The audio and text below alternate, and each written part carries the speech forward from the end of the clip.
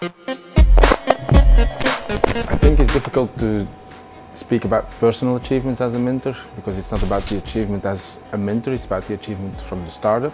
So essentially the only thing you can do is try to help as much as you can with your network, your knowledge, your expertise, and trying for the startup to get better and to get the achievements of the entrepreneur, the starter, rather than the mentors. I'm inspired by anybody who's chasing their personal dreams. We don't want to have somebody laying back in their seats whenever they meet a challenge, a drawback in their business plan. You have to pick yourself back up, get back on the streets and fight until you reach your personal ambition. Those people are the people that inspire me. I think the biggest tip I can give is to stop planning and start executing your plan. As a startup, there's obviously lots of things to consider, lots of planning to do, lots of strategy to look at.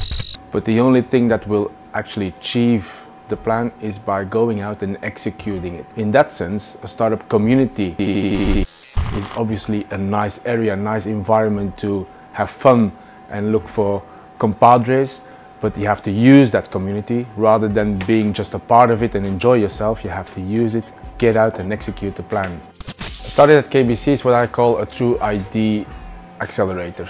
There's no funding to get. There's mentoring rather than parenting, which is obviously what you get when you provide funding.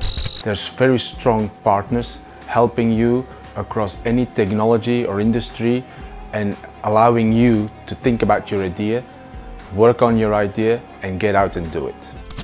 Get children.